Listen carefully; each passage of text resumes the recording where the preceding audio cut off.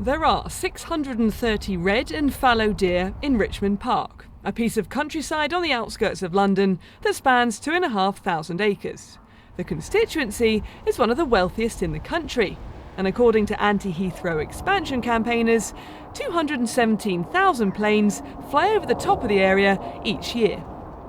And that's why this by-election came about. The then Tory MP Zac Goldsmith resigned from Parliament and his party because of opposition to the government's position on the expansion at Heathrow. But just as there's more to the constituency of Richmond than Richmond Park, the other candidates say there's more to this by-election than Heathrow. Zac Goldsmith is standing as an independent on that anti-Heathrow message, and the Conservatives aren't fielding a candidate. Effectively, they want him to win. But all the other candidates agree with his position on the airport. Is this not a pointless by-election? No, because if I lose this by-election, Heathrow will win. So a vote for me is a vote against Heathrow expansion. It's not just that, clearly. It's a vote. It's a vote on the basis of the record of my activities in Parliament and locally over the last 6 years. But I know that people think I've been a good MP. Zac Goldsmith campaigned to leave the EU, unlike 70% of voters here who wanted to remain. Who's next, Claire? The Lib Dems see that as an opportunity and have been campaigning hard on their pro-EU stance. They insist the result will be close. As far as the local voters are concerned, it appears to be about Brexit. That's the thing they really want to send a very clear message on. People locally in the referendum voted overwhelmingly to remain, and Zac Goldsmith voted to leave. So I think people want better representation on this issue.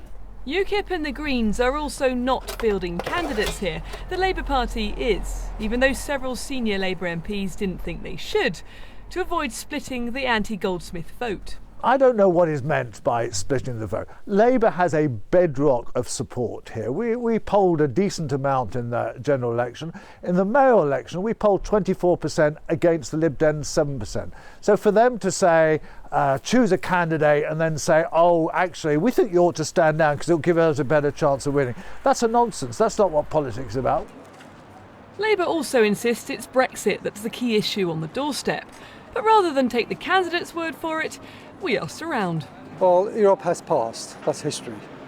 So it really is about Heathrow. It's a vanity project. Is it? So it's not about Heathrow? No, it's about Brexit. Well, the two issues are Brexit and Heathrow expansion. Okay. And both equally important? Probably Heathrow extension's more current, yeah. There are 8 candidates in total. Richmond Park goes to the polls on Thursday.